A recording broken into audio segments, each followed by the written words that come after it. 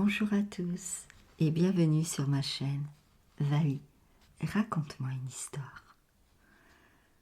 La chatte blanche de Madame d'Aulnoy. Très belle écoute à tous.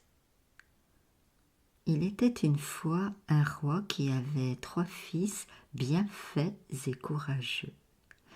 Il eut peur que l'envie de régner ne leur prît avant sa mort.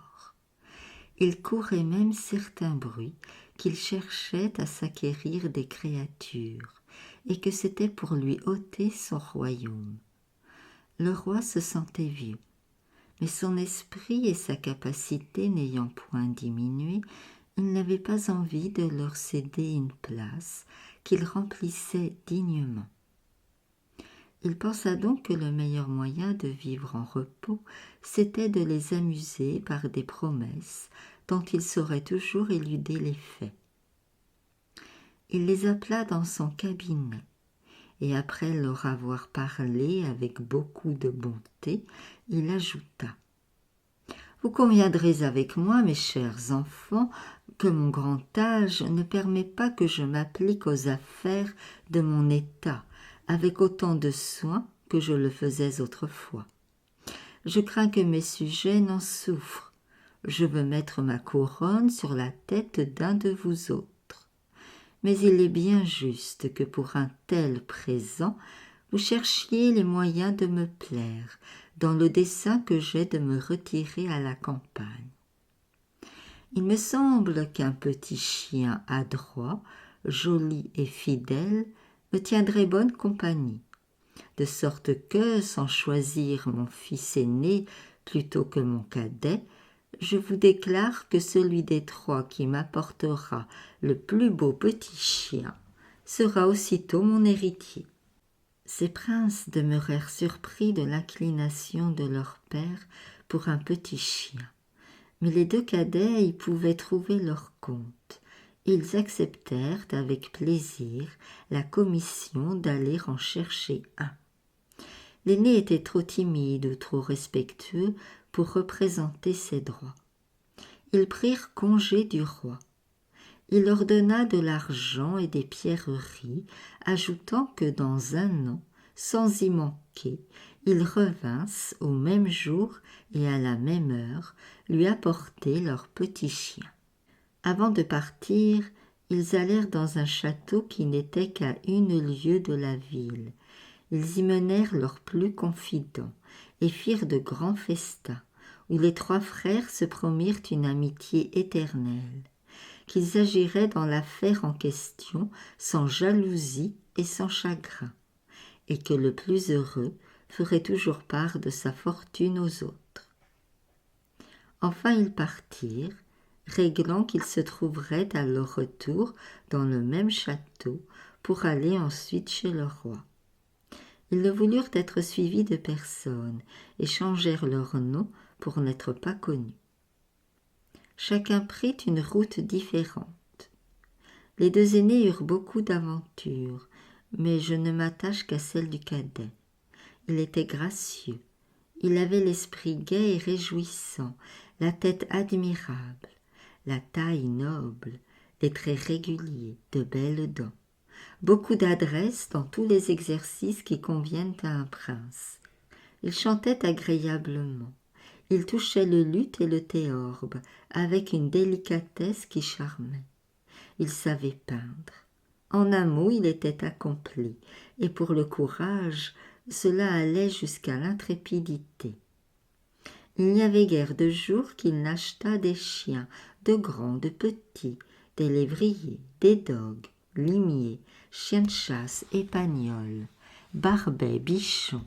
Dès qu'il en avait un beau et qu'il en trouvait un plus beau, il laissait aller le premier pour garder l'autre, car il aurait été impossible qu'il y menât tout seul 30 ou 40 000 chiens, et il ne voulait ni gentilhomme, ni valet de chambre, ni page à sa suite. Il avançait toujours son chemin, n'ayant point déterminé jusqu'où il irait, lorsqu'il fut surpris dans la nuit du tonnerre et de la pluie, dans une forêt dont il ne pouvait plus reconnaître les sentiers. il prit le premier chemin, et après avoir marché longtemps, il aperçut un peu de lumière, ce qui lui persuada qu'il y avait quelques maisons proches, où il se mettrait à l'abri jusqu'au lendemain. Ainsi guidé par la lumière qu'il voyait, il arriva à la porte d'un château, le plus superbe qu'il se soit jamais imaginé. Cette porte était d'or, couverte d'escarboucles, dont la lumière vive et pure éclairait tous les environs. C'était elle que le prince avait vue de fort loin.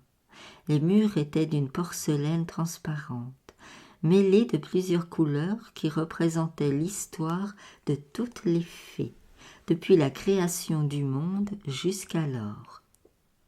Les fameuses aventures de Podane, de Finette, de l'Oranger, de Gracieuse, de la Belle au bois dormant, de Serpentin vert et de cent autres n'y étaient pas oubliées. Il fut charmé d'y reconnaître le prince Lutin, car c'était son oncle à la mode de Bretagne. La pluie et le mauvais temps l'empêchèrent de s'arrêter davantage, dans un lieu où il se mouillait jusqu'aux os, outre qu'il ne voyait point du tout aux endroits où la lumière des escarboucles ne pouvait s'étendre. Il revint à la porte d'or. Il vit un pied de chevreuil attaché à une chaîne toute de diamants. Il admira cette magnificence et la sécurité avec laquelle on vivait dans ce château. Car enfin, disait-il, qui empêche les voleurs de venir couper cette chaîne et d'arracher les escarboucles? Il se ferait riche pour toujours. Il tira le pied de chevreuil, et aussitôt il entendit sonner une cloche qui lui parut d'or ou d'argent par le son qu'elle rendait. Au bout d'un moment, la porte fut ouverte, sans qu'il aperçût autre chose qu'une douzaine de mains en l'air, qui tenaient chacune un flambeau. Il demeura si surpris qu'il hésitait à s'avancer, quand il sentit d'autres mains qui le poussaient par derrière avec assez de violence. Il marcha donc fort inquiet, et à tout hasard, il porta la main sur la garde de son épée. Mais en entrant dans un vestibule tout incrusté de porphyre et de lapis, il entendit deux voix ravissantes qui chantèrent ces paroles. Des mains que vous voyez ne prenez pas d'ombrage, et ne craignez en ce séjour que les charmes d'un beau visage, si votre cœur veut fuir l'amour. Il ne put croire qu'on l'invitât de si bonne grâce pour lui faire ensuite du mal, de sorte que, se sentant poussé vers une grande porte de corail, qui s'ouvrit dès qu'il s'en fut approché, il entra dans un salon de nacre de perles, et ensuite dans plusieurs chambres, ornées différemment, et si riches par les peintures et les pierreries, qu'il en était comme enchanté. 1000 et 1000 lumières attachées depuis la voûte du salon jusqu'en bas éclairaient une partie des autres appartements, qui ne laissaient pas d'être remplis de lustres, de girandoles et de gradins couverts de bougies. Enfin, la magnificence était telle qu'il n'était pas aisé de croire que ce fût chose possible. Après avoir passé dans 60 chambres, les mains qui le conduisaient l'arrêtèrent. Il vit un grand fauteuil de commodité qui s'approcha tout seul de la cheminée. En même temps, le feu s'alluma, et les mains, qui lui semblaient fort belles, blanches, petites, grasses et bien proportionnées, le déshabillèrent, car il était mouillé, comme je l'ai déjà dit, et l'on avait peur qu'il ne s'enrhumât. On lui présenta, sans qu'il vît personne, une chemise aussi belle que pour un jour de noces, avec une robe de chambre, d'une étoffe glacée d'or brodé de petites émeraudes, qui formaient des chiffres. Les minces encore approchèrent de lui une table, sur laquelle une toilette fut mise.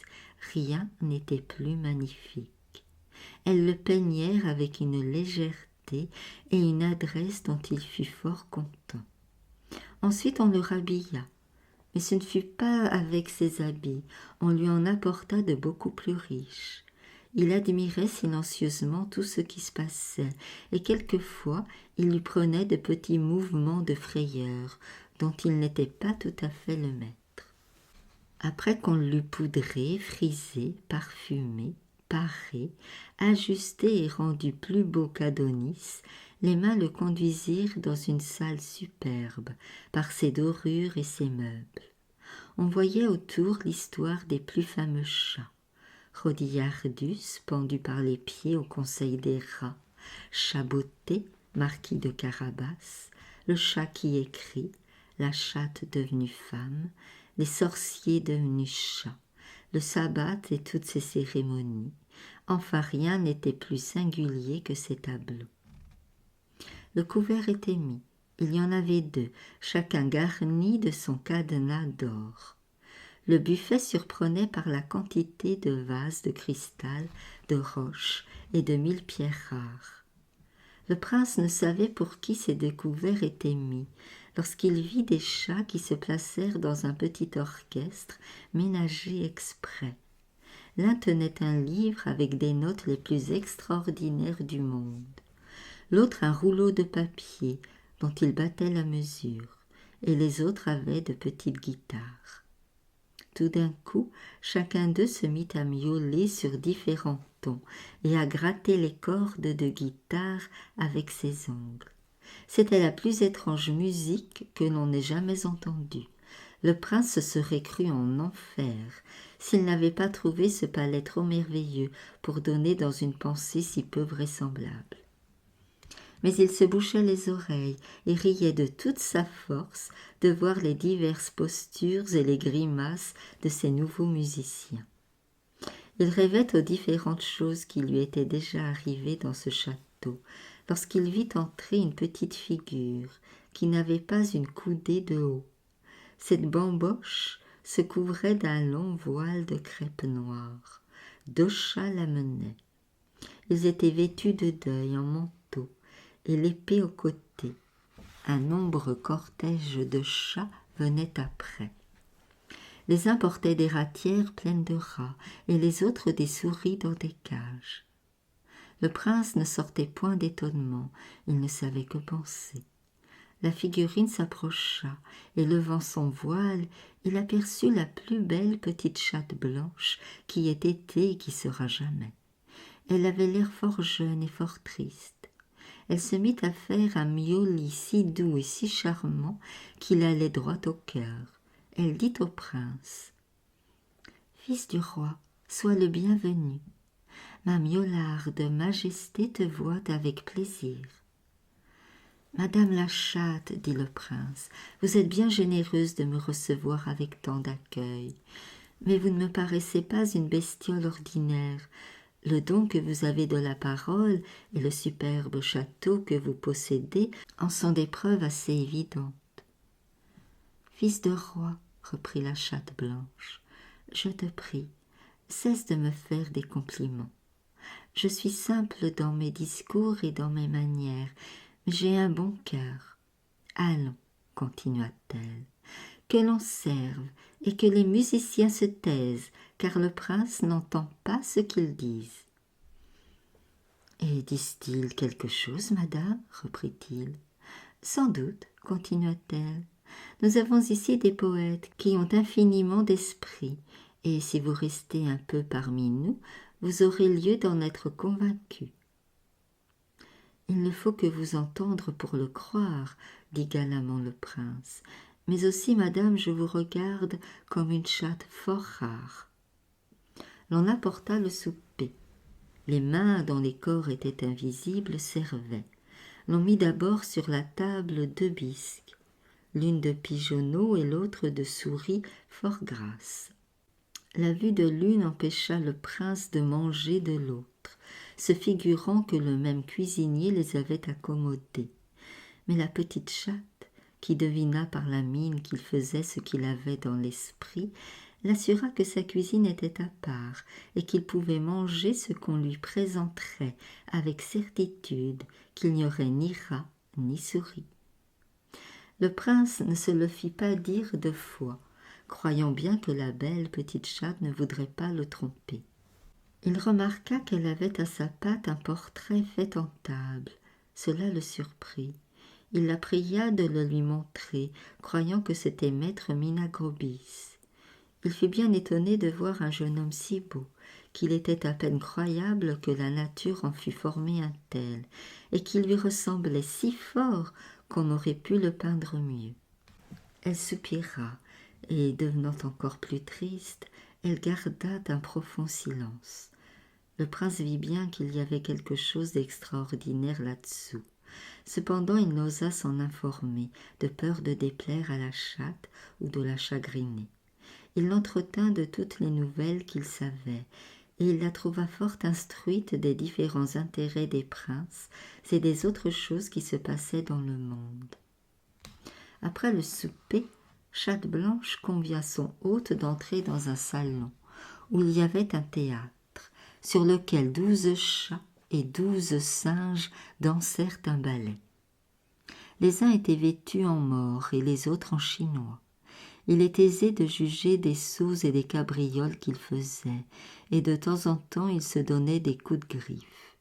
C'est ainsi que la soirée finit. Chatte-Blanche donna le bonsoir à son hôte. Les mains qui l'avaient conduit jusque-là le reprirent et le menèrent dans un appartement tout opposé à celui qu'il avait vu. Il était moins magnifique que galant. Tout était tapissé d'ailes de papillons, dont les diverses couleurs formaient 1000 fleurs différentes. Il y avait aussi des plumes d'oiseaux très rares et qui n'ont peut-être jamais été vues que dans ces lieux-là. Les lits étaient de gaze, rattachés par 1000 nœuds de ruban. C'étaient de grandes glaces depuis le plafond jusqu'au parquet, et les bordures d'or ciselées représentaient 1000 petits amours. Le prince se coucha sans dire mot, car il n'y avait pas moyen de faire conversation avec les mains qui le servaient. Il dormit peu, et fut réveillé par un bruit confus. Les mains aussitôt le tirèrent de son lit et lui mirent un habit de chasse. Il regarda dans la cour du château. Il aperçut plus de 500 chats dont les uns menaient des lévriers en laisse, les autres donnaient du corps. C'était une grande fête. Chatte-Blanche allait à la chasse. Elle voulait que le prince y vînt. Les officieuses mains lui présentèrent un cheval de bois qui courait à toute bride et qui allait le pas à merveille. Il fit quelques difficultés d'y monter, disant qu'il s'en fallait de beaucoup qu'il fût chevalier errant comme Don Quichotte. Mais sa résistance ne servit de rien. On le planta sur le cheval de bois. Il avait une housse et une selle en broderie d'or et de diamants. Chatte-Blanche montait un singe, le plus beau et le plus superbe que ce soit encore vu. Elle avait quitté son grand voile et portait un bonnet à la dragonne, qui lui donnait un petit air si résolu que toutes les souris du voisinage en avaient peur.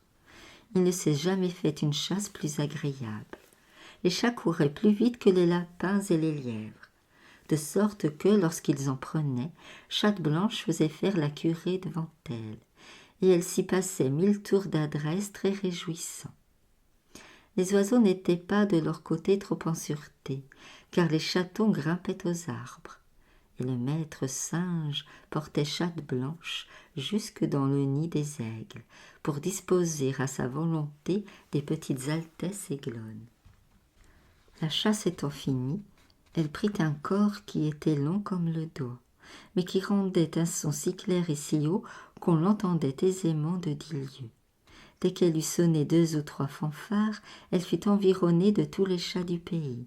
Les uns paraissaient en l'air, montés sur des chariots, les autres dans des barques, à bord des pareaux.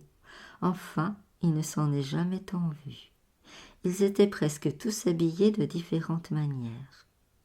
Elle retourna au château avec ce pompeux cortège et pria le prince d'y venir.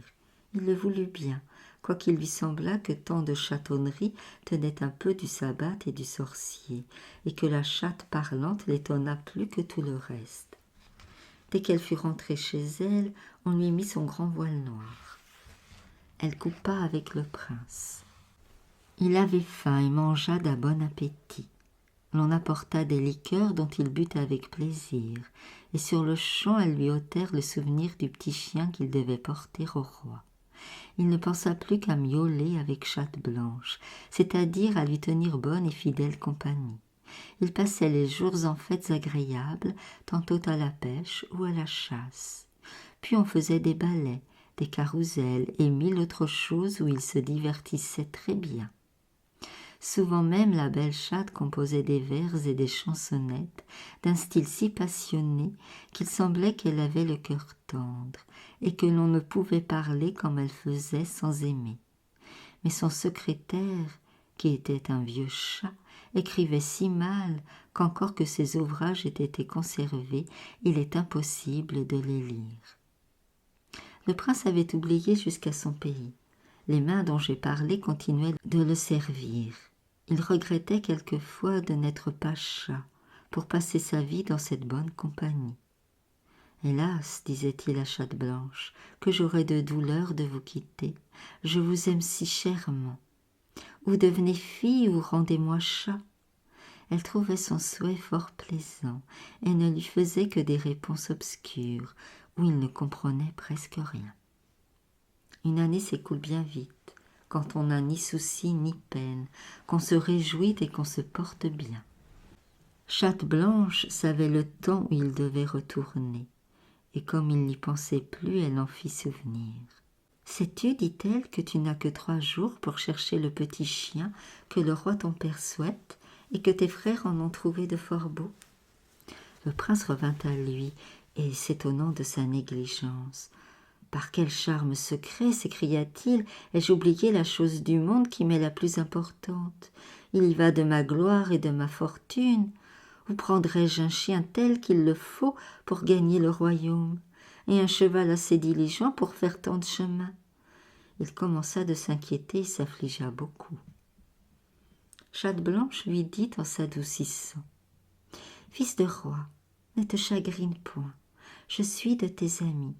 Tu peux encore rester ici un jour, et quoiqu'il y ait 500 lieues d'ici à ton pays, le bon cheval de bois t'y portera en moins de 12 heures. » « Je vous remercie, belle chatte, dit le prince, mais il ne me suffit pas de retourner vers mon père, il faut que je lui porte un petit chien. »« Tiens, lui dit Chatte Blanche, voici un gland, où il y en a un plus beau que la canicule. »« Oh, dit le prince, madame la chatte, votre majesté se moque de moi.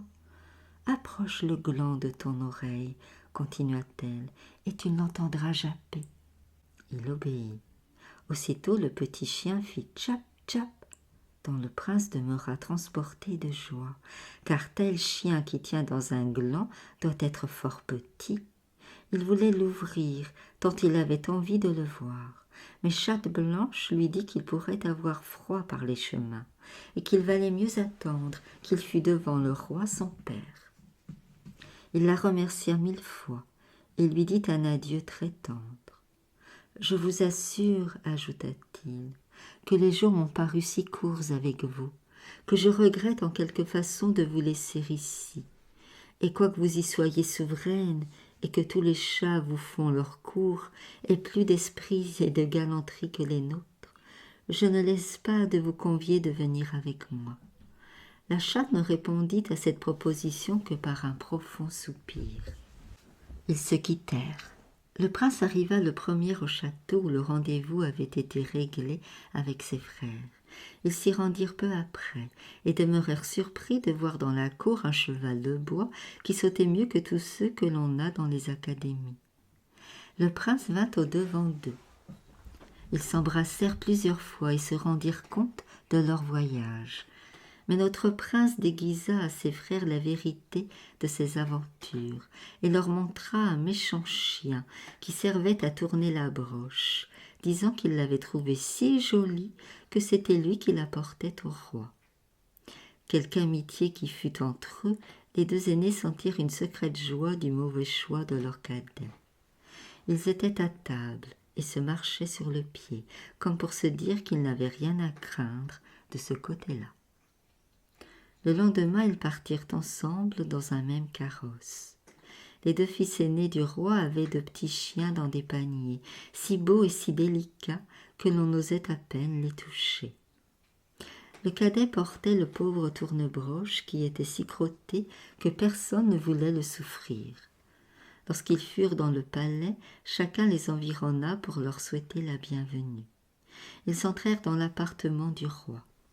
Ils ne savaient en faveur duquel décider, car les petits chiens qui lui étaient présentés par ses 2 aînés étaient presque d'une égale beauté, et ils se disputaient déjà l'avantage de la succession, lorsque leur cadet les mit d'accord en tirant de sa poche le gland que Chatte-Blanche lui avait donné.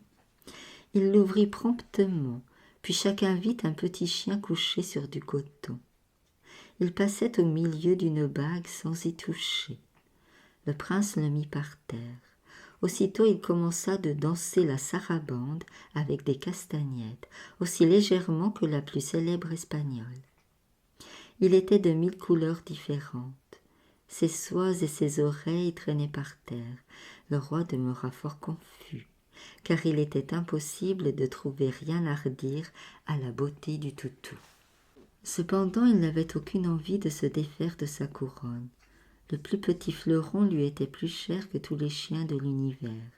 Il dit donc à ses enfants qu'il était satisfait de leur peine, mais qu'ils avaient si bien réussi dans la première chose qu'il avait souhaité d'eux, qu'il voulait encore éprouver leur habileté avant de tenir parole, qu'ainsi il leur donnait 1 an à chercher, par mer et par terre, une pièce de toile si fine qu'elle passa par le trou d'une aiguille à faire du point de Venise.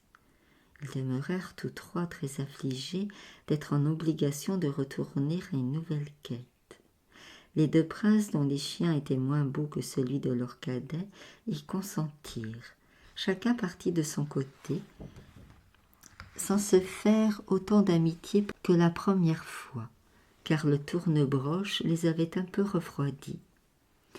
Notre prince reprit son cheval de bois et sans vouloir chercher d'autres secours que ceux qu'il pourrait espérer de l'amitié de Chatte-Blanche, il partit en toute diligence et retourna au château où elle l'avait si bien reçu. Il en trouva toutes les portes ouvertes et les murs étaient bien éclairés de 100 000 lampes qui faisaient un effet merveilleux. Les mains qui l'avaient si bien servi s'avancèrent au-devant de lui, prirent la bride de l'excellent cheval de bois qu'elles menèrent à l'écurie, pendant que le prince entra dans la chambre de Chatte-Blanche. Elle était couchée dans une petite corbeille, sur un matelas de satin blanc très propre. Elle avait des cornettes négligées et paraissait abattue. Et quand elle aperçut le prince, elle fit 1000 sauts et autant de gambades pour lui témoigner la joie qu'elle avait. « Quel sujet que j'eusse, lui dit-elle, d'espérer ton retour. Je t'avoue, fils de roi, que je n'osais m'en flatter, et je suis ordinairement si malheureuse dans les choses que je souhaite que celle-ci me surprend. » Le prince reconnaissant lui fit 1000 caresses. Il lui conta le succès de son voyage, qu'elle savait peut-être mieux que lui et que le roi voulait une pièce de toile qui pût passer par le trou d'une aiguille. Il croyait la chose impossible, mais qu'il n'avait pas laissé de la tenter, se promettant tout de son amitié et de son secours. Chatte-Blanche, prenant un air plus sérieux, lui dit que c'était une affaire à laquelle il fallait penser, que par bonheur elle avait dans son château des chattes qui filaient fort bien, qu'elle-même y mettrait la griffe, et qu'elle avancerait cette besogne, qu'ainsi il pouvait demeurer tranquille, sans aller bien loin chercher ce qu'il trouverait plus aisément chez elle qu'en aucun lieu du monde. Les mains parurent, elles portaient des flambeaux, et le prince, les suivant avec Chatte-Blanche, entra dans une magnifique galerie qui régnait le long d'une grande rivière, sur laquelle on tira un feu d'artifice surprenant. L'on y devait brûler 4 chats, dont le procès était fait dans toutes les formes. Ils étaient accusés d'avoir mangé le rôti du souper de la Chatte-Blanche, son fromage, son lait, d'avoir même conspiré contre sa personne avec Martafax et l'ermite, fameux rat de la contrée, et tenu pour tel par La Fontaine, auteur très véritable. Mais avec tout cela, l'on savait qu'il y avait beaucoup de cabale dans cette affaire, et que la plupart des témoins étaient subornés. Quoi qu'il en soit, le prince obtint leur grâce. Le feu d'artifice ne fut de mal à personne, et l'on n'a encore jamais vu de si belles fusées.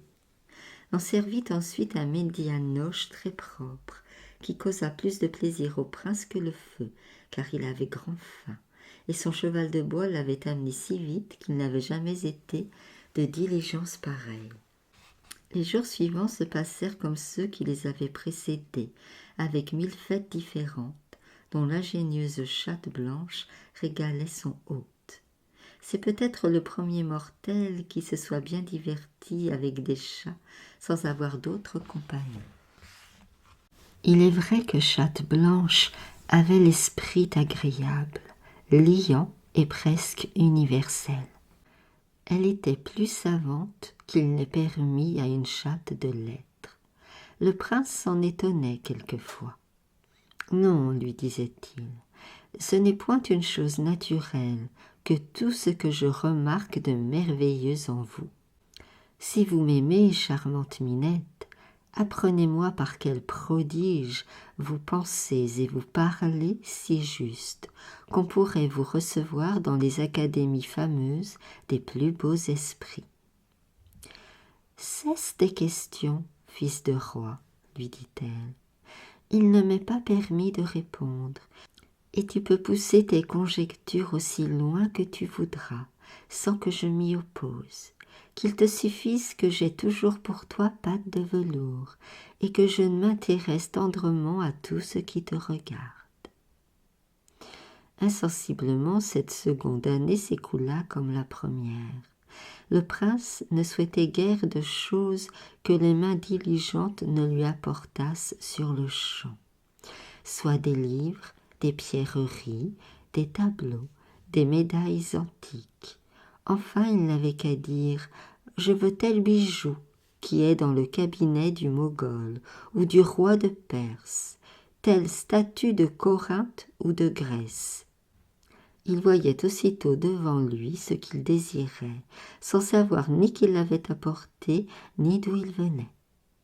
Cela ne laisse pas d'avoir ses agréments, et pour se délasser, l'on est quelquefois bien aise de se voir maître des plus beaux trésors de la terre.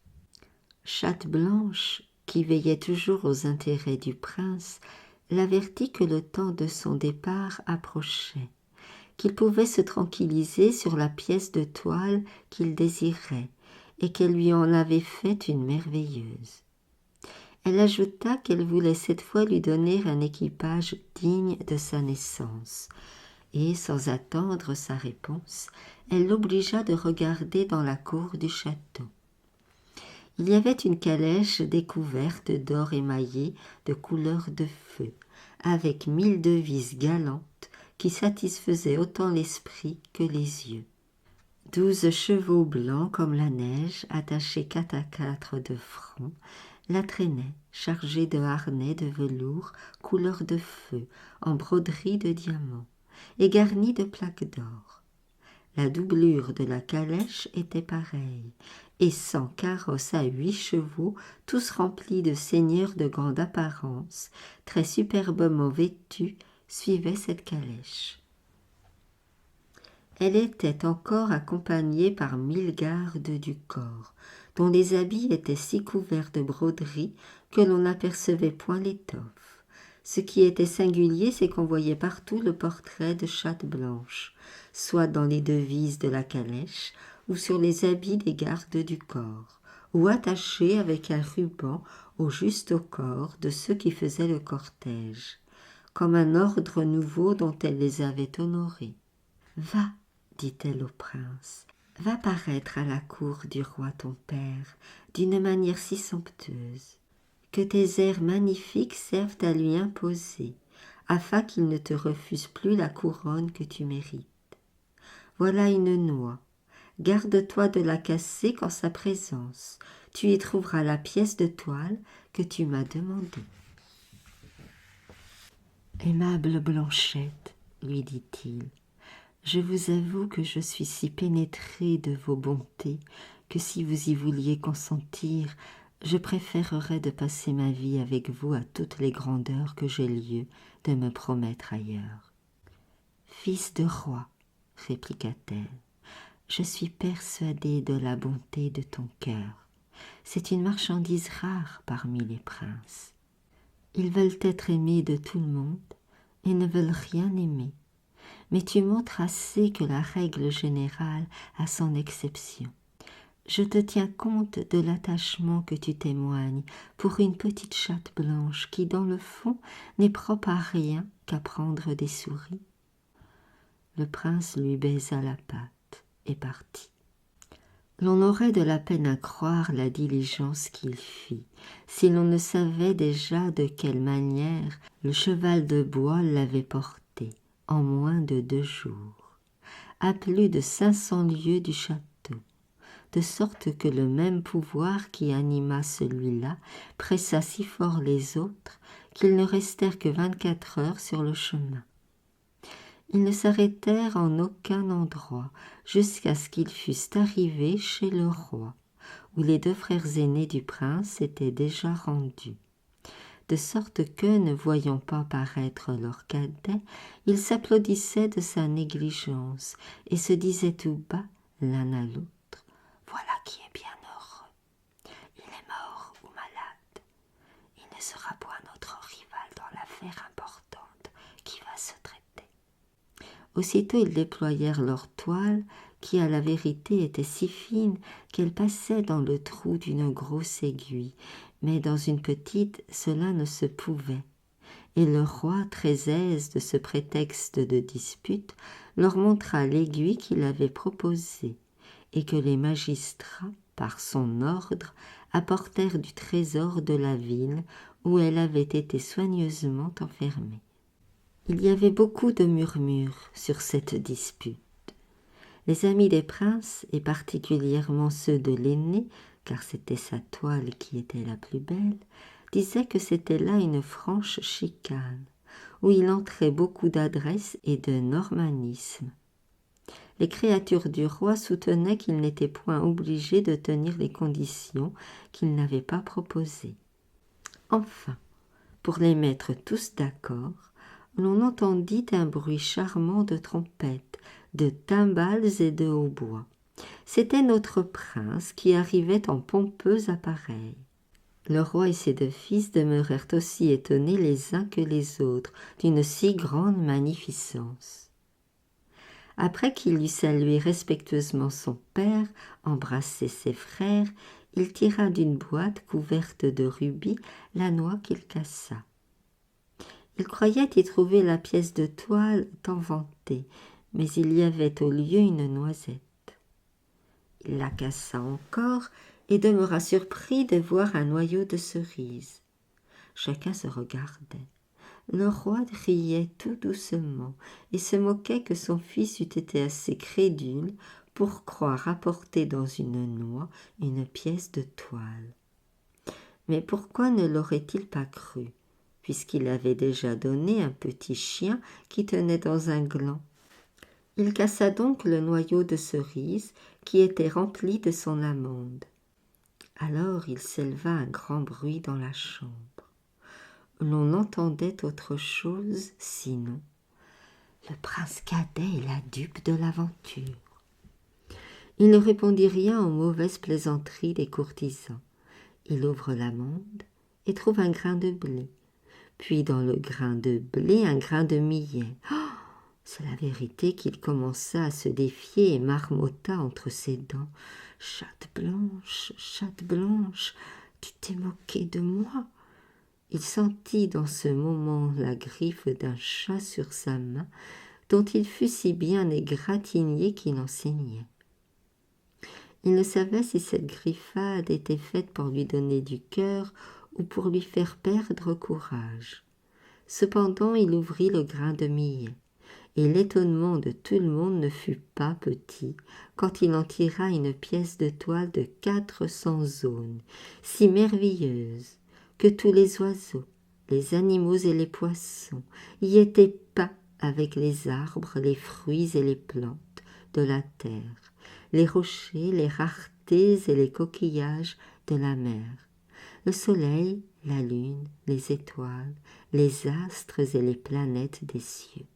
Il y avait encore le portrait des rois et des autres souverains qui régnaient pour lors dans le monde, celui de leurs femmes, de leurs maîtresses, de leurs enfants et de tous leurs sujets, sans que le plus petit poisson y fût oublié. Chacun dans son état faisait le personnage qui lui convenait et était vêtu à la mode de son pays. Lorsque le roi vit cette pièce de toile, il devint aussi pâle que le prince était devenu rouge de la chercher si longtemps. L'on présenta l'aiguille, et elle y passa et repassa 6 fois. Le roi et les 2 princes aînés gardaient un morne silence, quoique la beauté et la rareté de cette toile les forçassent de temps en temps de dire que tout ce qui était dans l'univers ne lui était pas comparable. Le roi poussa un profond soupir et se tournant vers ses enfants. « Rien ne peut, leur dit-il, me donner tant de consolation dans ma vieillesse que de reconnaître votre déférence pour moi. Je souhaite donc que vous vous mettiez à une nouvelle épreuve. Allez encore voyager 1 an, et celui qui, au bout de l'année, ramènera la plus belle fille, l'épousera et sera couronné roi à son mariage. C'est aussi bien une nécessité que mon successeur se marie. Je jure, je promets que je ne différerai plus de donner la récompense que j'ai promise. » Toute l'injustice roulait sur notre prince.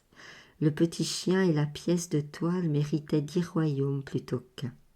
Mais il était si bien né qu'il ne voulut point contrarier la volonté de son père, et sans différer, il remonta dans sa calèche.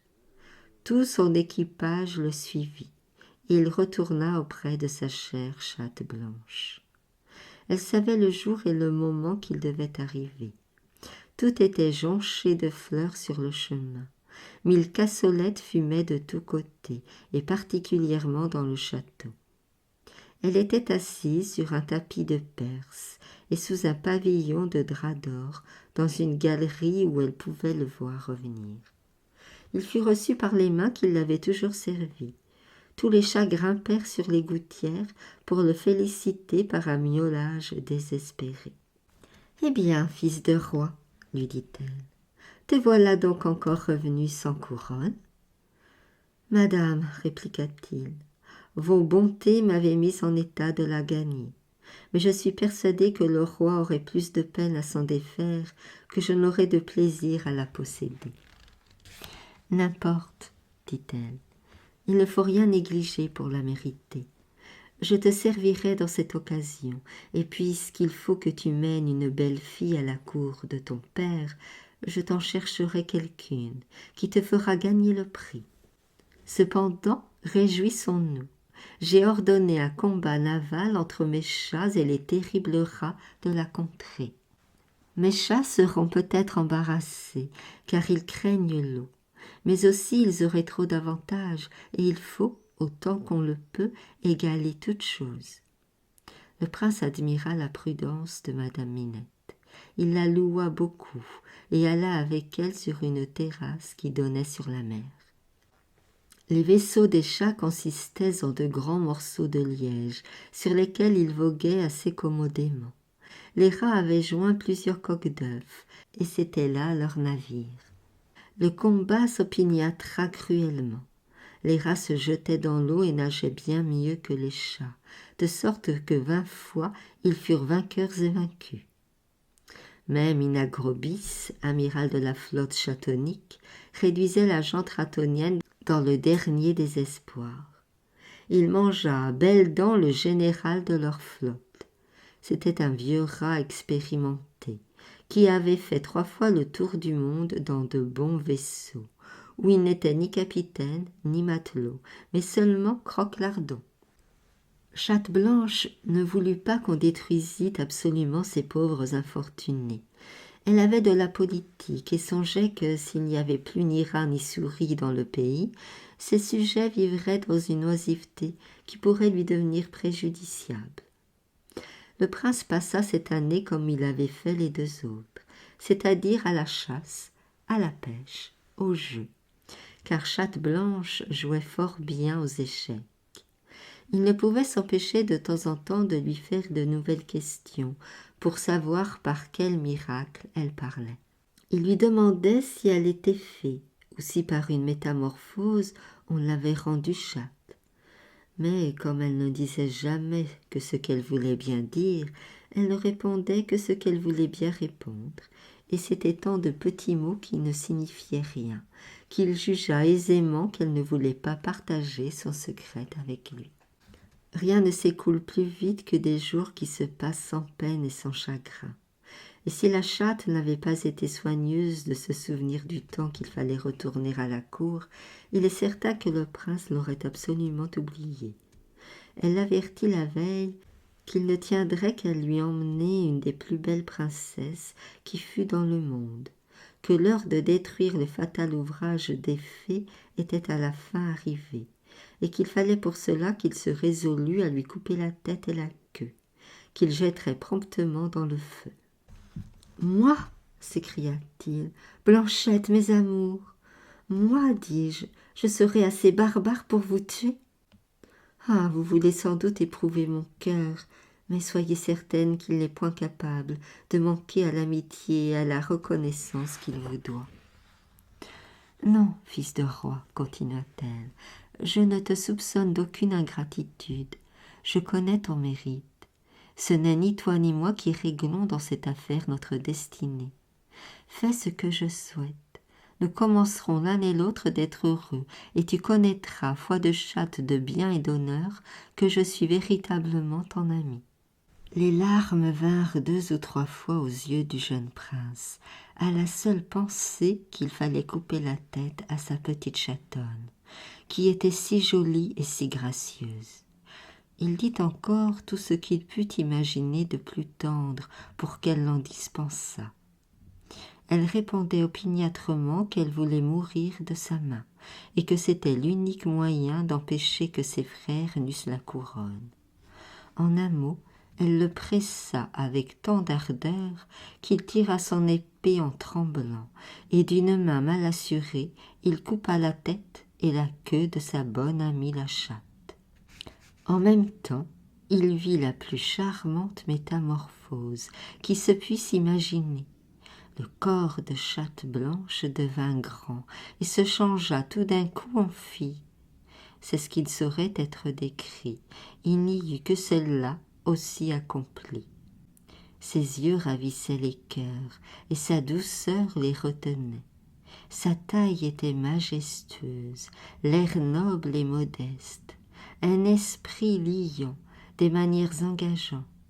Enfin, elle était au-dessus de tout ce qu'il y a de plus aimable. Le prince, en la voyant, demeura si surpris et d'une surprise si agréable qu'il se crut enchanté. Il ne pouvait parler. Ses yeux n'étaient pas assez grands pour la regarder, et sa langue, liée, ne pouvait expliquer son étonnement. Mais ce fut bien autre chose lorsqu'il vit entrer un nombre extraordinaire de dames et de seigneurs, qui, tenant tous leur peau de chatte ou de chat jetée sur leurs épaules, vinrent se prosterner aux pieds de la reine, et lui témoigner leur joie de la revoir dans son état naturel. Elle les reçut avec des témoignages de bonté qui marquaient assez le caractère de son cœur. Et après avoir tenu son cercle quelques moments, elle ordonna qu'on la laissât seule avec le prince, et lui parla ainsi. « Ne pensez pas, Seigneur, que j'ai toujours été chatte, ni que ma naissance soit obscure parmi les hommes. Mon père était roi de 6 royaumes. Il aimait tendrement ma mère, et la laissait dans une entière liberté de faire tout ce qu'elle voulait.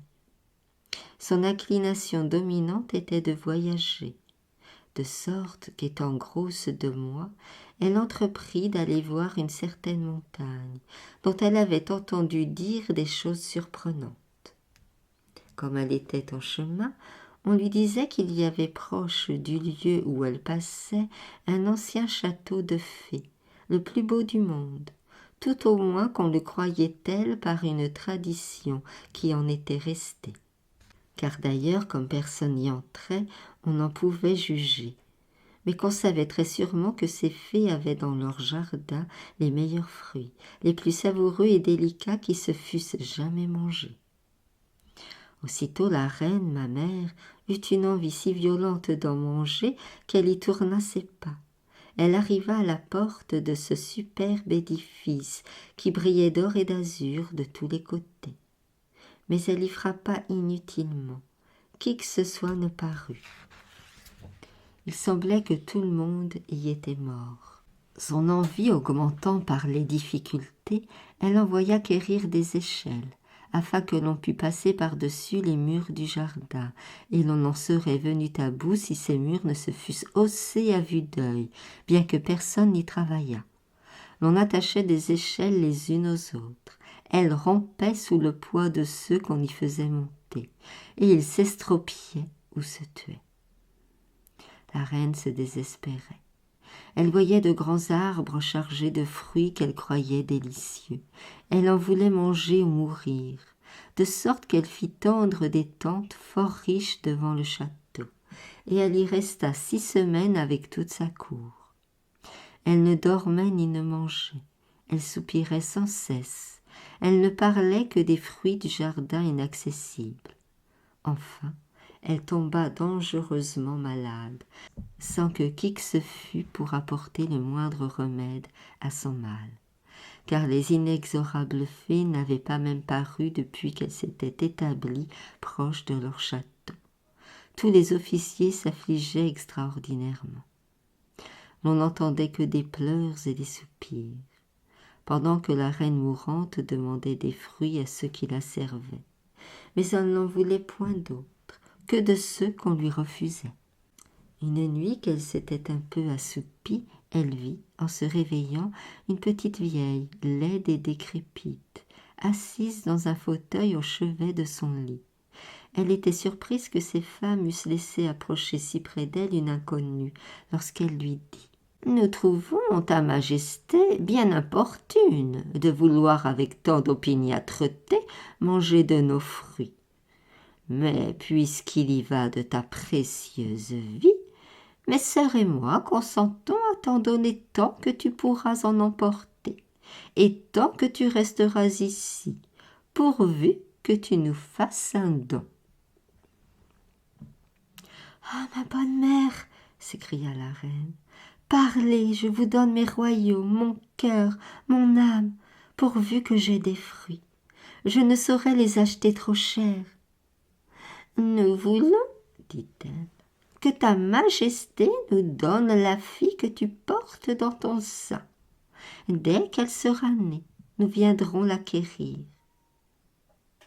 Elle sera nourrie parmi nous. Il n'y a point de vertu, de beauté, de science dont nous ne la dotions. En un mot, ce sera notre enfant, nous la rendrons heureuse. Mais observe que ta majesté ne la reverra plus qu'elle ne soit mariée. Si la proposition t'agrée, je vais tout à l'heure te guérir et te mener dans nos vergers. Malgré la nuit, tu verras assez clair pour choisir ce que tu voudras. Si ce que je te dis ne te plaît pas, bonsoir, madame la reine, je vais dormir. « Quelque rude que soit la loi que vous m'imposez, répondit la reine, je l'accepte plutôt que de mourir. Car il est certain que je n'ai pas un jour à vivre, ainsi je perdrai mon enfant en me perdant. Guérissez-moi, savante fée, continua-t-elle, et ne me laissez pas un moment sans jouir du privilège que vous venez de m'accorder. » La fée la toucha avec une petite baguette d'or en disant « Que ta majesté soit quitte de tous les maux qui la retiennent dans ce lit. » Il lui sembla aussitôt qu'on lui ôtait une robe fort pesante et fort dure, dont elle se sentait comme accablée, et qu'il y avait des endroits où elle tenait davantage. C'étaient apparemment ceux où le mal était le plus grand. Elle fit appeler toutes ses dames et leur dit avec un visage gai qu'elle se portait à merveille, qu'elle allait se lever et qu'enfin ces portes si bien verrouillées et si bien barricadées du palais de féerie lui seraient ouvertes pour manger de beaux fruits et pour en emporter tant qu'il lui plairait. Il n'y eut aucune de ces dames qui ne crut la reine en délire, et que dans le moment elle rêvait à ces fruits qu'elle avait tant souhaités, de sorte qu'au lieu de lui répondre, elles se prirent à pleurer, et firent éveiller tous les médecins pour voir en quel état elle était. Ce retardement désespérait la reine. Elle demandait promptement ses habits, on les lui refusait. Elle se mettait en colère et devenait fort rouge. L'on disait que c'était l'effet de sa fièvre. Cependant, les médecins étant entrés, après lui avoir touché le pouls et fait leurs cérémonies ordinaires, ne purent nier qu'elle ne fût dans une parfaite santé. Ces femmes, qui virent la faute que le zèle leur avait fait commettre, tâchèrent de la réparer en l'habillant promptement. Chacun lui demanda pardon, tout fut apaisé, et elle se hâta de suivre la vieille fée qui l'avait toujours attendue.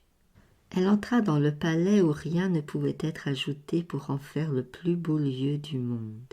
« Vous le croirez aisément, Seigneur, » ajouta la reine Chatte-Blanche, « quand je vous aurai dit que c'est celui où nous sommes.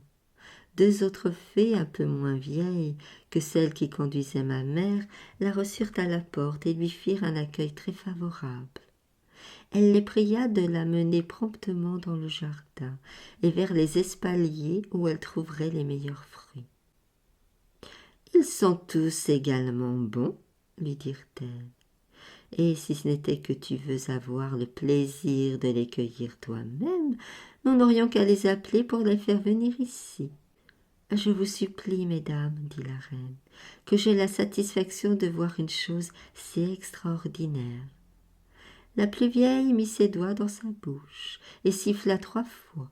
Puis elle cria « Abricot, pêche, pavis, brugnon, cerise, prune, poire, bigarreau, melon, muscat, pomme, orange, citron, groseille, fraise, framboise, accourez à ma voix. » « Mais, dit la reine, tout ce que vous venez d'appeler vient en différentes saisons. » « Cela n'est pas ainsi dans nos vergers, dirent-elles. Nous avons de tous les fruits qui sont sur la terre, toujours mûrs, toujours bons, et qui ne se gâtent jamais. » En même temps, ils arrivaient roulants, rampant, pêle-mêle, sans se gâter ni se salir, de sorte que la reine, impatiente de satisfaire son envie, se jeta dessus et prit les premiers qui s'offrirent sous ses mains. Elle les dévora plutôt qu'elle ne les mangea. Après s'être un peu rassasiée, elle pria les fées de la laisser aller aux espaliers pour avoir le plaisir de les choisir de l'œil avant que de les cueillir. « Nous y consentons volontiers, » dirent les 3 fées, « mais souviens-toi de la promesse que tu nous as faite. Il ne te sera plus permis de t'en dédire. » « Je suis persuadée, répliqua-t-elle, que l'on est si bien avec vous et ce palais me semble si beau que si je n'aimais pas chèrement le roi mon mari, je m'offrirais d'y demeurer aussi. C'est pourquoi vous ne devez point craindre que je rétracte mes paroles. » Les fées, très contentes, lui ouvrirent tout leur jardin et tous leurs enclos. Elle y resta 3 jours et 3 nuits, sans en vouloir sortir, tant elle les trouvait délicieux. Elle cueillit des fruits pour sa provision, et comme il ne se gâte jamais, elle en fit charger 4000 mulets qu'elle emmena. Les fées ajoutèrent à leurs fruits des corbeilles d'or, d'un travail exquis. Elles lui promirent de m'élever en princesse, de me rendre parfaite, et de me choisir un époux, qu'elle serait avertie de la noce et qu'elle espérait bien qu'elle y viendrait. Le roi fut ravi du retour de la reine. Toute la cour lui en témoigna sa joie. Ce n'était que bal, mascarade, courses de bagues et festins, où les fruits de la reine étaient servis comme un régal délicieux. Le roi les mangeait préférablement à tout ce qu'on pouvait lui présenter. Il ne savait point le traité qu'elle avait fait avec les fées, et souvent il lui demandait en quel pays elle était allée pour en rapporter de si bonnes choses. Elle lui répondait qu'il se trouvait sur une montagne, presque inaccessible. Une autre fois qu'il venait dans des vallons, puis au milieu d'un jardin ou dans une grande forêt. Le roi demeurait surpris de tant de contrariétés. Il questionnait ceux qui l'avaient accompagné. Mais elle leur avait tant défendu de conter à personne son aventure qu'il n'osait en parler. Enfin la reine, inquiète de ce qu'elle avait promis aux fées, voyant approcher le temps de ses couches, tomba dans une mélancolie affreuse. Elle soupirait à tout moment et changeait à vue d'œil. Le roi s'inquiéta. Il pressa la reine de lui déclarer le sujet de sa tristesse, et après des peines extrêmes, elle lui apprit tout ce qui s'était passé entre les fées et le roi. « Quoi » s'écria le roi. « Nous n'avons point d'enfants. Vous savez à quel point j'en désire. Et pour manger 2 ou 3 pommes, vous avez été capable de promettre votre fille. Il faut que vous n'ayez aucune amitié pour moi. » Là-dessus, il l'accabla de 1000 reproches, dont ma pauvre mère pensa mourir de douleur. Mais il ne se contenta pas de cela. Il la fit enfermer dans une tour et mit des gardes de tous côtés pour empêcher qu'elle n'eût commerce avec qui que ce fût au monde que les officiers qui la servaient. Encore changea-t-il ceux qui avaient été avec elle au château des fées. La mauvaise intelligence du roi et de la reine jeta la cour dans une consternation infinie. Chacun quitta ses riches habits pour en prendre de conformes à la douleur générale. Le roi de son côté paraissait inexorable. Il ne voyait plus de femme, et sitôt que je fus née, il me fit apporter dans son palais pour y être nourrie, pendant qu'elle restait prisonnière et fort malheureuse. Les fées n'ignoraient rien de ce qui se passait. Elles s'en irritèrent. Elles voulaient m'avoir. Elles me regardaient comme leur bien, et que c'était leur faire un vol que de me retenir. Avant que de chercher une vengeance proportionnée à leur chagrin, elles envoyèrent une célèbre ambassade au roi pour l'avertir de mettre la reine en liberté et de lui rendre ses bonnes grâces, et pour le prier aussi de me donner à leurs ambassadeurs, afin d'être nourris et élevés parmi elles. Les ambassadeurs étaient si petits et si contrefaits, car c'étaient des nains hideux, qu'ils n'eurent pas le don de persuader ce qu'ils voulaient au roi.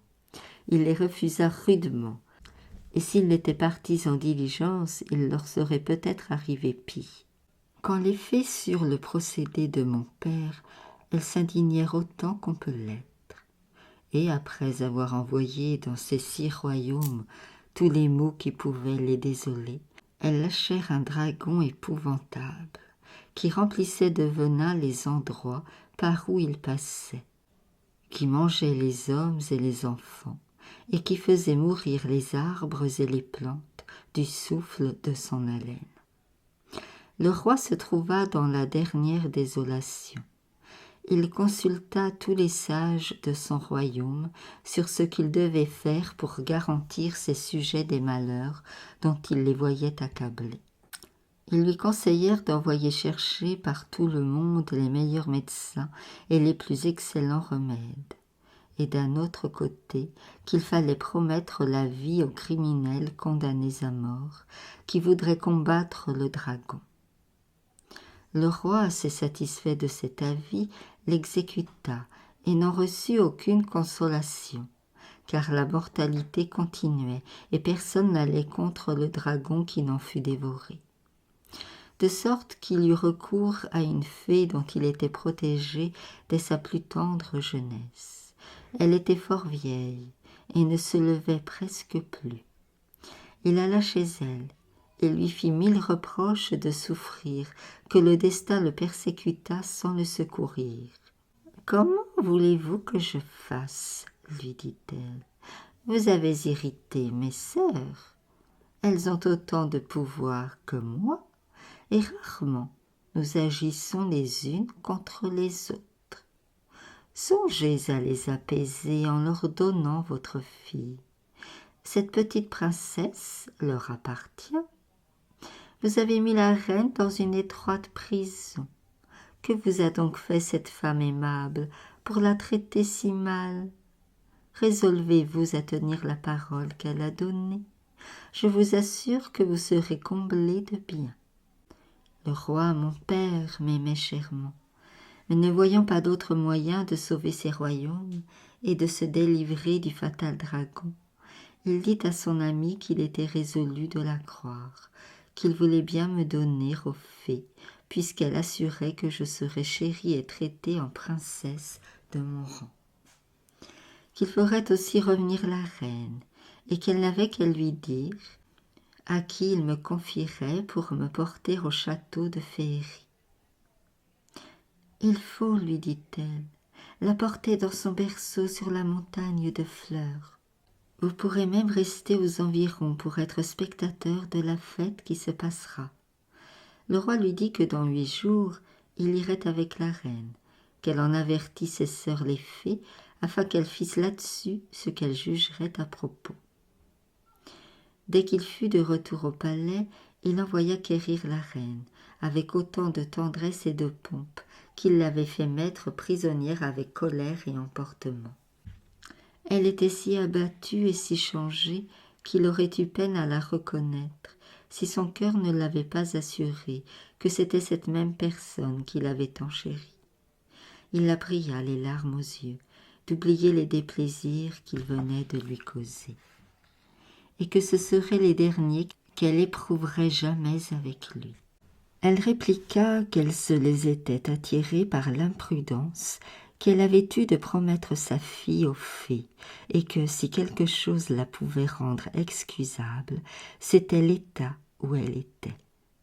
Enfin, il lui déclara qu'il voulait me remettre entre leurs mains. La reine, à son tour, combattit ce dessein. Il semblait que quelque fatalité s'en mêlait, et que je devrais être toujours un sujet de discorde entre mon père et ma mère. Après qu'elle eut bien gémi et pleuré, sans rien obtenir de ce qu'elle souhaitait, car le roi en voyait trop les funestes conséquences, et nos sujets continuaient de mourir comme s'ils eussent été coupables des fautes de notre famille. Elle consentit à ce qu'il désirait, et l'en prépara tout pour la cérémonie. Je fus mise dans un berceau de nacre de perles, orné de tout ce que l'art peut faire imaginer de plus galant. Ce n'étaient que guirlandes de fleurs et festons qui pendaient autour, et les fleurs en étaient de pierreries, dont les différentes couleurs, frappées par le soleil, réfléchissaient des rayons si brillants qu'on ne les pouvait regarder. La magnificence de mon ajustement surpassait, s'il se peut, celle du berceau. Toutes les bandes de mon maillot étaient faites de grosses perles. 24 princesses du sang me portaient sur une espèce de brancard fort léger. Leur parure n'avait rien de commun, mais il ne leur fut pas permis de mettre d'autres couleurs que du blanc par rapport à mon innocence. Toute la cour m'accompagna, chacun dans son rang. Pendant que l'on montait la montagne, on entendit une mélodieuse symphonie qui s'approchait. Enfin les fées parurent, au nombre de 36. Elles avaient prié leurs bonnes amies de venir avec elles. Chacune était assise dans une coquille de perles plus grande que celle où Vénus était lorsqu'elle sortit de la mer. Des chevaux marins, qui n'allaient guère bien sur terre, les traînaient plus pompeuses que les premières reines de l'univers, mais d'ailleurs vieilles et laides avec excès. Elles portaient une branche d'olivier, pour signifier au roi que la soumission trouvait grâce devant elle. Et lorsqu'elles me tinrent, ce fut des caresses si extraordinaires qu'il semblait qu'elles ne voulaient plus vivre que pour me rendre heureuse. Le dragon qui avait servi à les venger contre mon père venait après elles, attaché avec des chaînes de diamants. Elles me prirent entre leurs bras, me firent 1000 caresses, me dotèrent de plusieurs avantages et commencèrent ensuite le branle des fées. C'est une danse fort gaie. Il n'est pas croyable combien ces vieilles dames sautèrent et gambadèrent. Puis, le dragon, qui avait mangé tant de personnes, s'approcha en rampant. Les 3 fées à qui ma mère m'avait promise s'assirent dessus, mirent mon berceau au milieu d'elles, et frappant le dragon avec une baguette, il déploya aussitôt ses grandes ailes écaillées, plus fines que du crêpe. Elles étaient mêlées de 1000 couleurs bizarres. Elles se rendirent ainsi à leur château. Ma mère, me voyant en l'air, exposée sur ce fameux dragon, ne put s'empêcher de pousser de grands cris. Le roi la consola par l'assurance que son ami lui avait donnée, qu'il ne m'arriverait aucun accident, qu'on prendrait le même soin de moi que si j'étais restée dans son propre palais. Elle s'apaisa, bien qu'il lui fût très douloureux de me perdre pour si longtemps, et d'en être la seule cause. Car si elle n'avait pas voulu manger des fruits du jardin, je serais demeurée dans le royaume de mon père, et je n'aurais pas eu tous les déplaisirs qui me restent à vous raconter. Sachez donc, fils de roi, que mes gardiennes avaient bâti exprès une tour, dans laquelle on trouvait 1000 beaux appartements, pour toutes les saisons de l'année, des meubles magnifiques, des livres agréables. Mais il n'y avait point de porte, et il fallait toujours entrer par les fenêtres, qui étaient prodigieusement hautes. L'on trouvait un beau jardin sur la tour, orné de fleurs, de fontaines et de berceaux de verdure, qui garantissaient de la chaleur dans la plus ardente canicule. Ce fut en ce lieu que les fées m'élevèrent avec des soins qui surpassaient tout ce qu'elles avaient promis à la reine. Mes habits étaient des plus à la mode et si magnifiques que si quelqu'un m'avait vu, l'on aurait cru que c'était le jour de mes noces. Elle m'apprenait tout ce qui convenait à mon âge et à ma naissance. Je ne leur donnais pas beaucoup de peine, car il n'y avait guère de choses que je ne comprisse avec une extrême facilité. Ma douceur leur était fort agréable, et comme je n'avais jamais rien vu qu'elle, je serais demeurée tranquille dans cette situation le reste de ma vie. Elle venait toujours me voir montée sur le furieux dragon dont j'ai déjà parlé. Elle ne m'entretenait jamais ni du roi ni de la reine. Elle me nommait leur fille et je croyais l'être. Personne au monde ne restait avec moi dans la tour qu'un perroquet et un petit chien qu'elle m'avait donné pour me divertir, car ils étaient doués de raison et parlaient à merveille.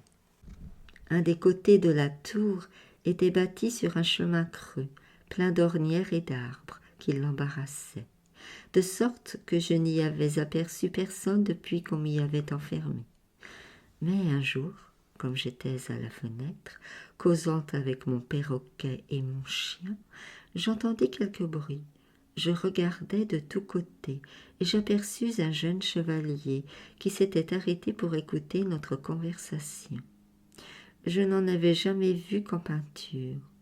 Je ne fus pas fâchée qu'une rencontre inespérée fournît cette occasion, de sorte que, ne me défiant point du danger qui est attaché à la satisfaction de voir un objet aimable, je m'avançai pour le regarder, et plus je le regardais, plus j'y prenais de plaisir.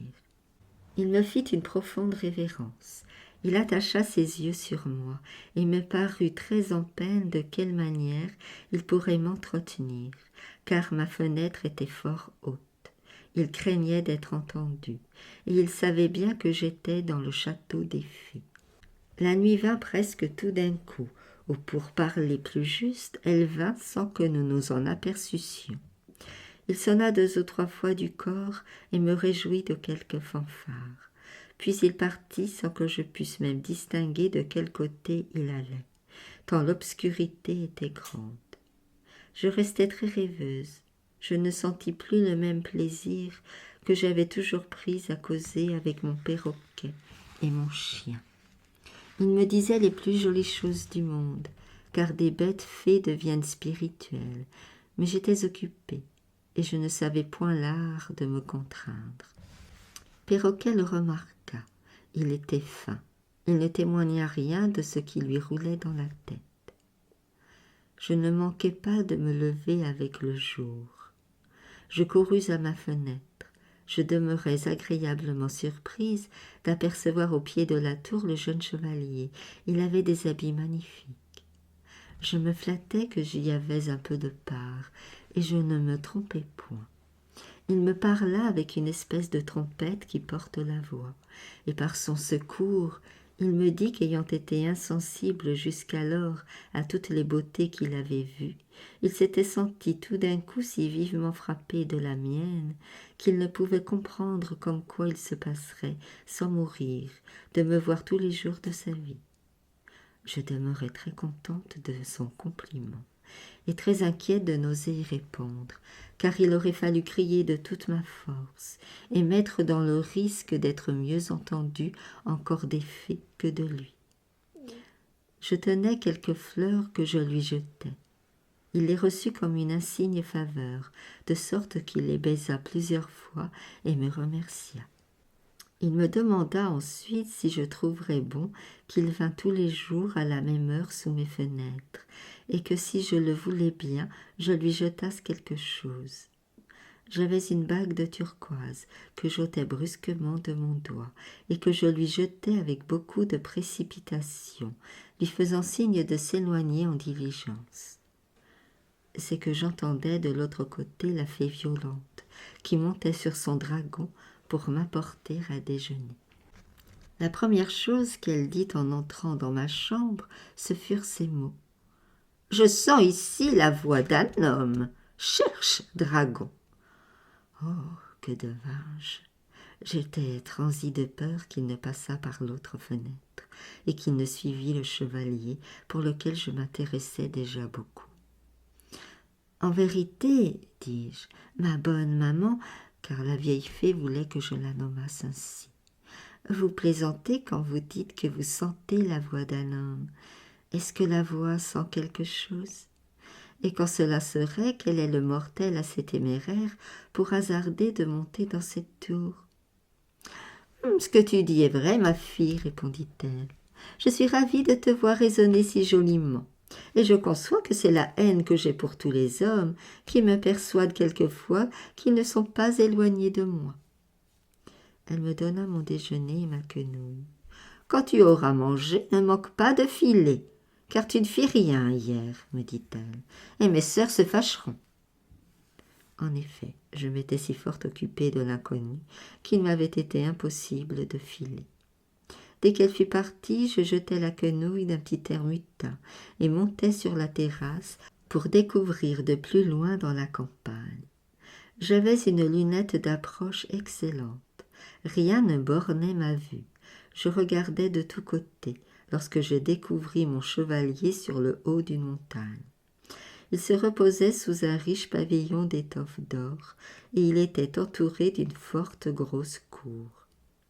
Je ne doutais point que ce ne fût le fils de quelque roi voisin du palais des fées. Comme je craignais que s'il revenait à la tour, il ne fût découvert par le terrible dragon, je vins prendre mon perroquet et lui dis de voler jusqu'à cette montagne, qu'il y trouverait celui qu'il m'avait parlé, et qu'il le pria de ma part de ne plus revenir, parce que j'appréhendais la vigilance de mes gardiennes, et qu'elles ne lui fissent un mauvais tour. Perroquet s'acquitta de sa commission en perroquet d'esprit. Chacun demeura surpris de le voir venir à tire-d'aile, se percher sur l'épaule du prince et lui parler tout bas à l'oreille. Le prince ressentit de la joie et de la peine de cette ambassade. Le soin que je prenais flattait son cœur, mais les difficultés qui se rencontraient à me parler l'accablaient, sans pouvoir le détourner du dessein qu'il avait formé de me plaire. Il fit 100 questions à Perroquet, et Perroquet lui en fit 100 à son tour, car il était naturellement curieux. Le roi le chargea d'une bague pour moi à la place de ma turquoise. C'en était une aussi, mais beaucoup plus belle que la mienne. Elle était taillée en cœur avec des diamants. « Il est juste, ajouta-t-il, que je vous traite en ambassadeur. Voilà mon portrait que je vous donne. Ne le montrez qu'à votre charmante maîtresse. » Il lui attacha sous son aile son portrait, et il apporta la bague dans son bec. J'attendais le retour de mon petit courrier vert avec une impatience que je n'avais point connue jusqu'alors. Il me dit que celui à qui je l'avais envoyé était un grand roi, qu'il l'avait reçu le mieux du monde, et que je pouvais m'assurer qu'il ne voulait plus vivre que pour moi, qu'encore qu'il y eût beaucoup de périls à venir au bas de ma tour. Il était résolu à tout, plutôt que de renoncer à me voir. Ces nouvelles m'intriguèrent fort, je me pris à pleurer. Perroquet et Toutou me consolèrent de leur mieux, car ils m'aimaient tendrement. Puis Perroquet me présenta la bague du prince et me montra le portrait. J'avoue que je n'ai jamais été si aise que je fus de pouvoir considérer de près celui que je n'avais vu que de loin. Il me parut encore plus aimable qu'il ne m'avait semblé. Il me vint sans pensée dans l'esprit, dont les unes agréables et les autres tristes me donnèrent un air d'inquiétude extraordinaire. Les fées qui vinrent me voir s'en aperçurent. Elles se dirent l'une à l'autre que sans doute je m'ennuyais, et qu'il fallait songer à me trouver un époux de race fée. Elles parlèrent de plusieurs et s'arrêtèrent sur le petit roi Migonnet, dont le royaume était à 500 000 lieues de leur palais. Mais ce n'était pas là une affaire. Perroquet entendit ce beau conseil. Il vint m'en rendre compte et me dit « Ah, que je vous plains, ma chère maîtresse, si vous devenez la reine Migonette.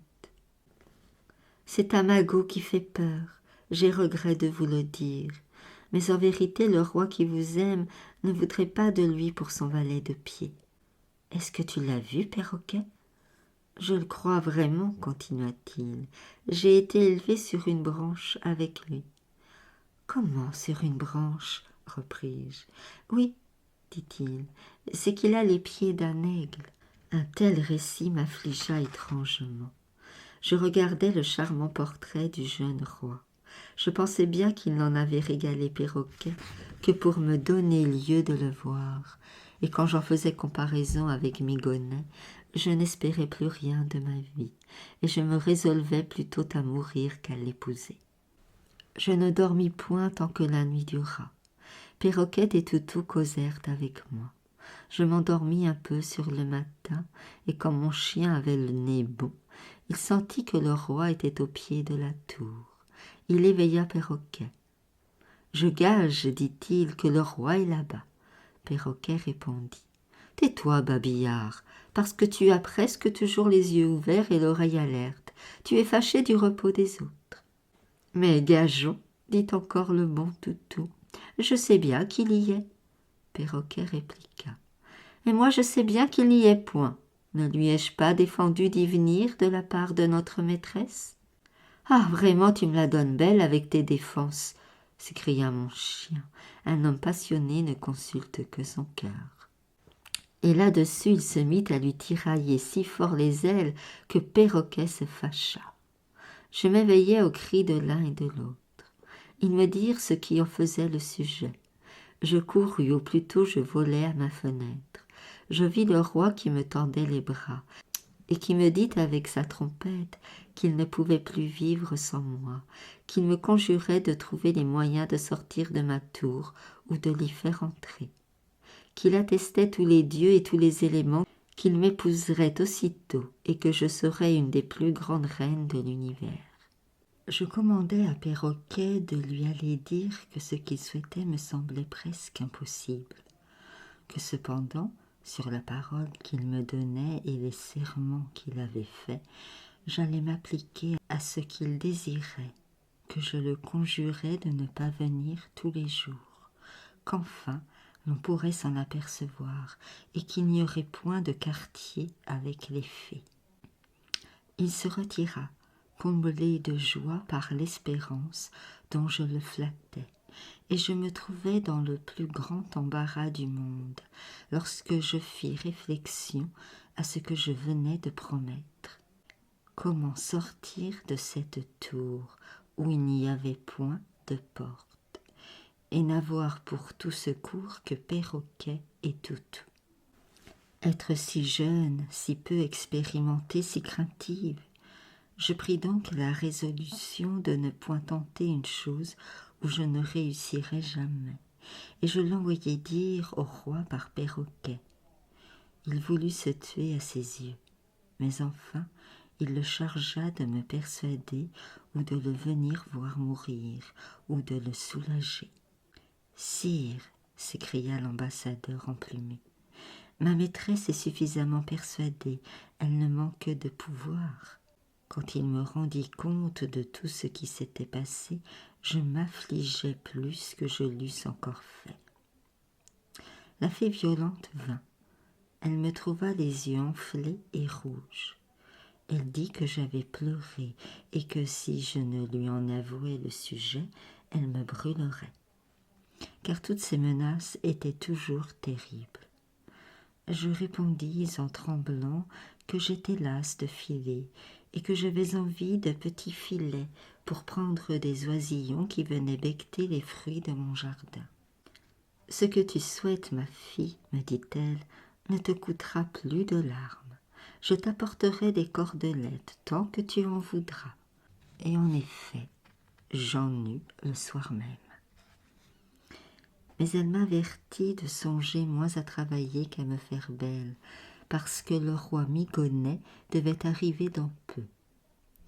Je frémis à ces fâcheuses nouvelles et ne répliquai rien. Dès qu'elle fut partie, je commençai 2 ou 3 morceaux de filet.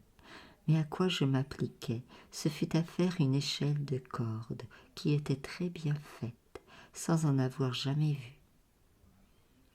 Il est vrai que la fée ne m'en fournissait pas autant qu'il m'en fallait, et sans cesse elle me disait « Mais ma fille, ton ouvrage est semblable à celui de Pénélope, il n'avance point, et tu ne te lasses pas de me demander de quoi travailler. »« Oh, ma bonne maman, disais-je, vous en parlez bien à votre aise, ne voyez-vous pas que je ne sais comment m'y prendre et que je brûle tout? Avez-vous peur que je vous ruine en ficelle ?» Mon air de simplicité la réjouissait, bien qu'elle fût d'une humeur très désagréable et très cruelle. J'envoyai Perroquet dire au roi de venir un soir sous les fenêtres de la tour, qu'il y trouverait l'échelle et qu'il saurait le reste quand il serait arrivé. En effet, je l'attachai bien ferme, résolu à me sauver avec lui. Et quand il la vit sans attendre que je descendisse, il monta avec empressement et se jeta dans ma chambre comme je préparais tout pour ma fuite. Sa vue me donna tant de joie que j'en oubliai le péril où nous étions. Il me renouvela tous ses serments et me conjura de ne point différer de le recevoir pour mon époux. Nous prîmes Perroquet et Toutou pour témoins de notre mariage. Jamais noces ne se sont faites entre 2 personnes si élevées, avec moins d'éclat et de bruit, et jamais cœurs n'ont été plus contents que les nôtres. Le jour n'était pas encore venu quand le roi me quitta. Je lui racontai l'épouvantable dessein des fées de me marier au petit Migonnet. Je lui dépeignis sa figure, dont il eut autant d'horreur que moi. À peine fut-il parti que les heures me semblèrent aussi longues que les années. Je courus à la fenêtre, je le suivis des yeux malgré l'obscurité. Mais quel fut mon étonnement de voir en l'air un chariot de feu traîné par des salamandres ailées, qui faisaient une telle diligence que l'œil pouvait à peine les suivre. Ce chariot était accompagné de plusieurs gardes montés sur des autruches. Je n'eus pas assez de loisir pour bien considérer le magot qui traversait ainsi les airs, mais je crus aisément que c'était une fée ou un enchanteur. Peu après, la fée violente entra dans ma chambre. « Je t'apporte de bonnes nouvelles, me dit-elle. Ton amant est arrivé depuis quelques heures. Prépare-toi à le recevoir. Voici des habits et des pierreries. »« Eh, qui vous a dit, m'écriai-je, que je voulais être mariée? Ce n'est point du tout mon intention. Renvoyez le roi Migonnet, je n'en mettrai pas une épingle davantage. Qu'il me trouve belle ou laide, je ne suis point pour lui. »« Ouais, dit la fée encore, quelle petite révoltée, quelle tête sans cervelle. Je n'entends pas les railleries et je... Que me ferez-vous ? Répliquai-je, toute rouge des noms qu'elle m'avait donnés. peut-être plus tristement nourri que je le suis, dans une tour avec un perroquet et un chien, voyant tous les jours plusieurs fois l'horrible figure d'un dragon épouvantable. « Ah, petite ingrate, dit la fée, méritais-tu tant de soins et de peines? Je ne l'ai que trop dit à mes sœurs, que nous en aurions une triste récompense. » Elle alla les trouver. Elle leur raconta notre différend. Elles restèrent aussi surprises les unes que les autres. Perroquet et Toutou me firent de grandes remontrances, que si je faisais davantage la mutine, ils prévoyaient qu'il m'en arriverait de cuisants des plaisirs. Je me sentais si fière de posséder le cœur d'un grand roi, que je méprisais les fées et les conseils de mes pauvres petits camarades. Je ne m'habillais point et j'affectais de me coiffer de travers, afin que Migonnet me trouvât désagréable. Notre entrevue se fit sur la terrasse. Il y vint dans son chariot de feu. Jamais, depuis qu'il y a des nains, il ne s'en est vu un si petit. Il marchait sur ses pieds d'aigle et sur ses genoux tout ensemble, car il n'avait point d'eau aux jambes. De sorte qu'il se soutenait sur 2 béquilles de diamant. Son manteau royal n'avait qu'une demi-aune de long et traînait de plus d'un tiers. Sa tête était grosse comme un boisseau, et son nez si grand qu'il portait dessus une 12aine d'oiseaux, dont le ramage le réjouissait. Il avait une si furieuse barbe que les serins de Canaries y faisaient leur nid, et ses oreilles passaient d'une coudée au-dessus de sa tête. Mais on s'en apercevait peu, à cause d'une haute couronne pointue qu'il portait pour paraître plus grand. La flamme de son chariot rôtit les fruits, sécha les fleurs et tarit les fontaines de mon jardin.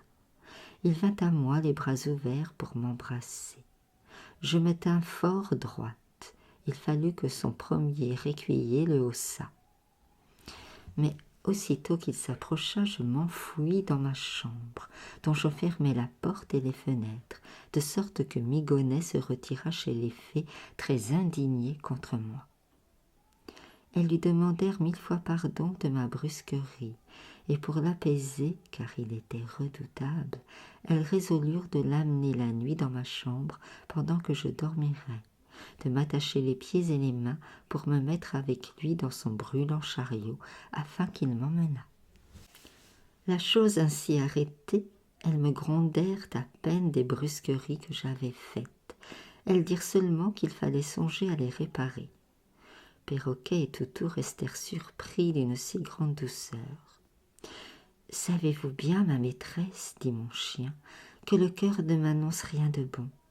Mesdames les fées sont d'étranges personnes et surtout violentes. » Je me moquai de ces alarmes et j'attendis mon cher époux avec 1000 impatiences. Il en avait trop de me voir pour tarder. Je lui jetai l'échelle de corde, bien résolu à m'en retourner avec lui. Il monta légèrement et me dit des choses si tendres que je n'ose encore les rappeler à mon souvenir. Comme nous parlions ensemble avec la même tranquillité que nous aurions eue dans son palais, nous vîmes enfoncer tout d'un coup les fenêtres de ma chambre. Les fées entrèrent sur leur terrible dragon. Migonnet les suivit dans son chariot de feu et tous ses gardes avec leurs autruches.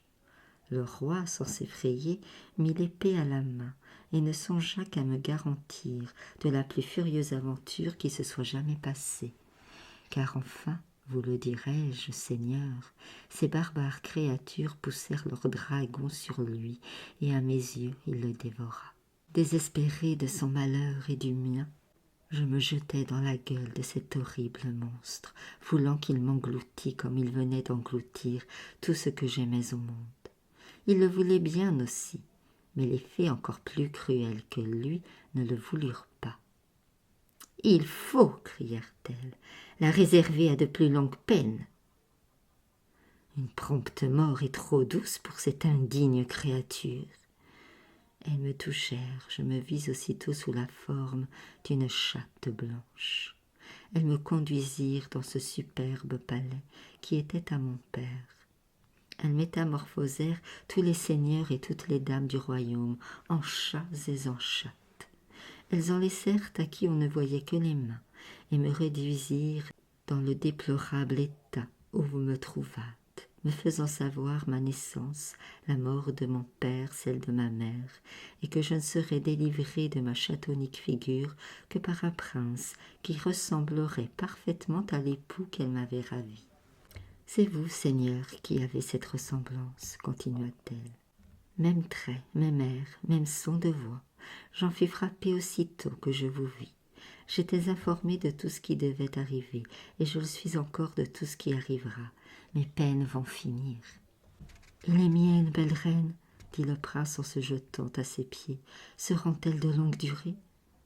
Je vous aime plus que ma vie, Seigneur. Il faut partir pour aller vers votre père.